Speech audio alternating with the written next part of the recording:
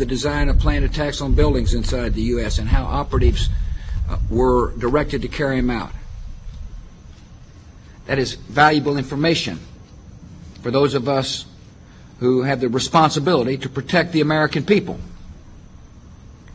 He told us the operatives had been instructed to ensure that the explosives went off at a point that was high enough to prevent people trapped above from escaping. He gave us information that helped uncover Al-Qaeda cells' efforts to obtain biological weapons.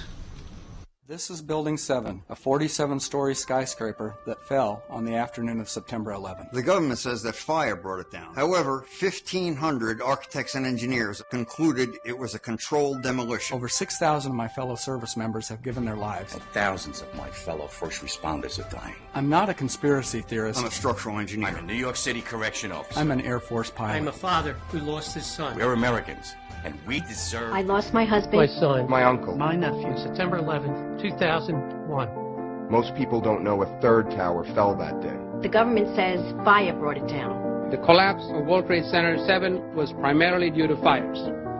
I, along with 1,400 other architects and engineers, have found the government's conclusion to be physically impossible. Impossible. We need the truth about what happened that day. Go to rememberbuilding7.org. Why it fell, why it matters, and what you can do. Good for the rent-a-troop business. Prince William used his royal connections in Denmark and England to provoke these wars. King George III of England rented Hessian soldiers from Mayor Rothschild and Prince William to fight the American colonists. American colonists had already shot down millions of North American Indians whose spears and arrows were helpless against the deadly gunfire. The worst Holocaust in human history occurred not in Nazi Germany, but on American soil.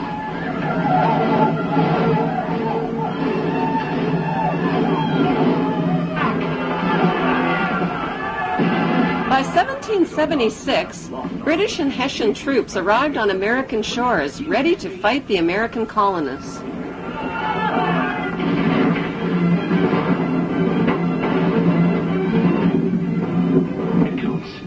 They're preparing for an attack. And we won't have long to wait either. See there? Hessian troops to the north.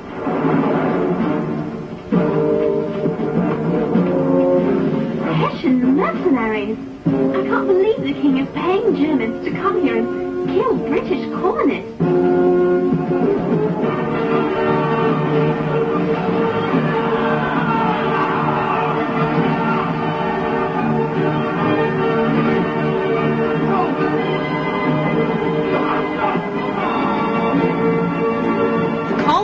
Won their independence, and Mayor Rothschild won his blood money for the heads of each and every Hessian soldier killed on the battlefield.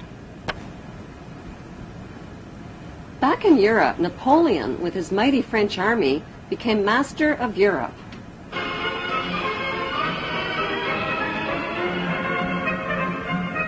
When Napoleon and his troops stormed into Frankfurt, Germany, William feared for his life and his vast fortune. He left $3 million in the hands of Mayor Rothschild to pay the Hessian soldiers. Then he escaped to Denmark to stay with his royal relatives, all of whom were descendants of the tribe of Dan.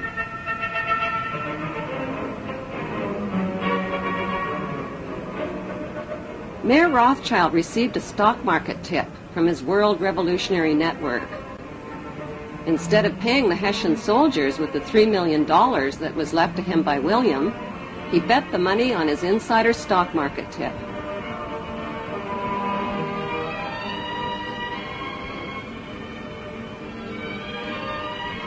With his new fortune, Mayor Rothschild set up 5 family banks to be run by each of his 5 sons in London, Paris, Naples, Frankfurt, and Vienna.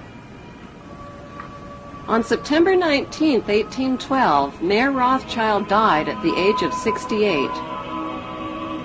He left instructions that the amount of the inheritance must never be made public, that secrecy and ruthlessness must be used in all business practices, and that family members must intermarry with their own blood relatives to keep the family fortune all in the family. All five brothers dedicated themselves to their ancestors' world revolutionary dream. That dream was to control the entire world under one world ruler by disarming the nations of the world. A king, the son of David, will purify Jerusalem from the nations that trample her down, destroy the lawless nations, and gather a holy people whom he will lead in righteousness.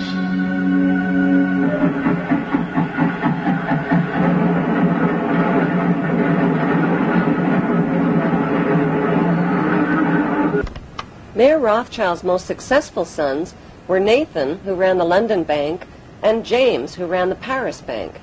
Together, they changed the face of history and became known throughout Europe as the Demon Brothers.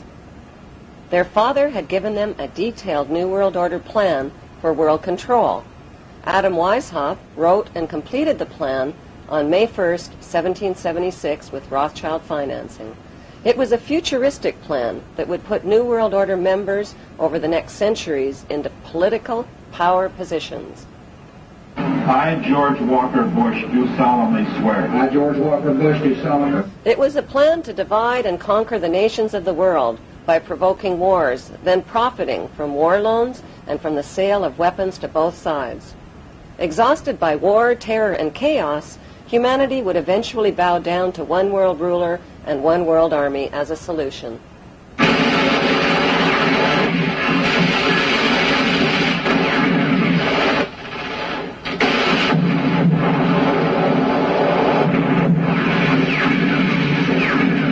It was a plan to control public opinion by purchasing the controlling shares in TV networks, newspapers, publishing houses, and film studios. Briefings and updates from Washington and around the world every 15 minutes throughout the business day. As influential leaders, global markets, and your money take center stage. On CNN. Sports, games, and alcohol would be used to distract the masses. Laws would be changed, banks would be monopolized, and people and nations would be made into obedient debt slaves. With Rothschild financing, Adam Weishaupt formed a secret world revolutionary group called the Illuminati. He recruited thousands of influential members by convincing them that only men of superior ability had the right to rule over the ignorant masses.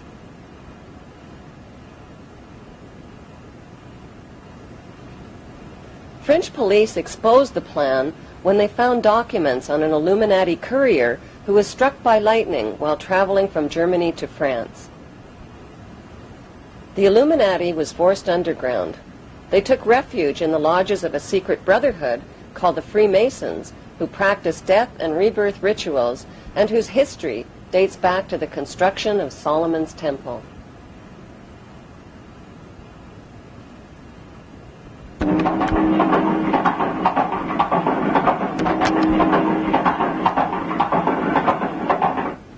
Nathan and James Rothschild came up with a scheme that would put the Illuminati plan for world control into action.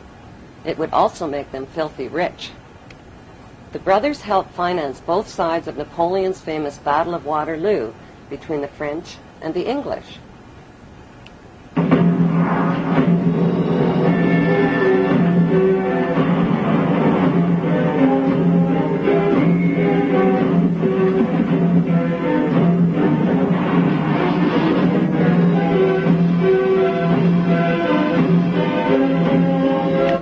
With advanced knowledge of the British victory, Nathan Rothschild spread lies that the British had been defeated, which caused a stock market crash.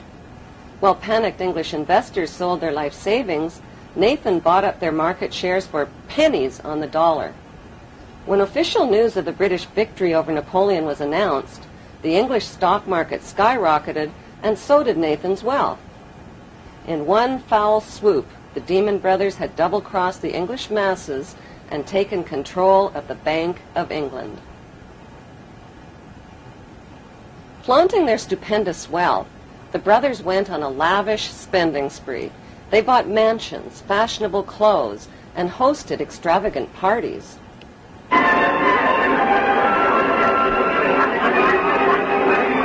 By By 1818, they had picked the pockets of French investors by crashing the French government bond market. According to plan, the brothers formed the world's first international bank and named it N.M. Rothschild and Sons.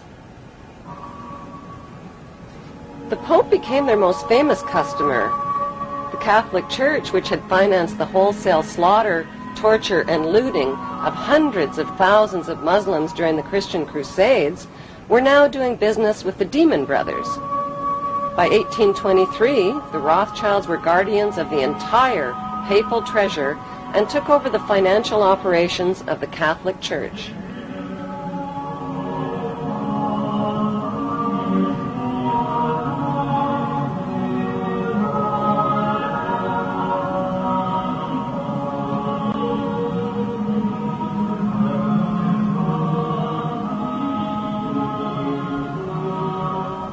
Enraged citizens accused the Rothschilds of conspiring to control the world's money markets. Fearing for their lives, the Rothschilds retreated into the shadows and cast their eyes on the youthful United States of America. To avoid publicity, the Rothschilds made themselves invisible by creating and hiding behind two front companies, J.P. Morgan and Kuhn and Loeb. More and more power was becoming concentrated in fewer and fewer hands. By 1906, J.P. Morgan's bank controlled 1/3 of America's railways and almost 70% of the steel industry.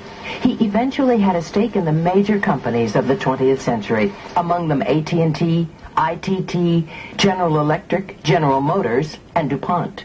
At one point, Morgan made the offhanded comment, "America is good enough for me." And the newspaper of William Jennings Bryan retorted, "Whenever you're tired of it, you can give it back." I mean, that was the image of J.P. Morgan, the owner of the United States. The success of Morgan's industrials was quickly reflected in the Dow Jones Industrial Average. The Rothschilds bought controlling interest in England's British East India Shipping Company and the illegal opium trade with China. They offered junior partnerships to New England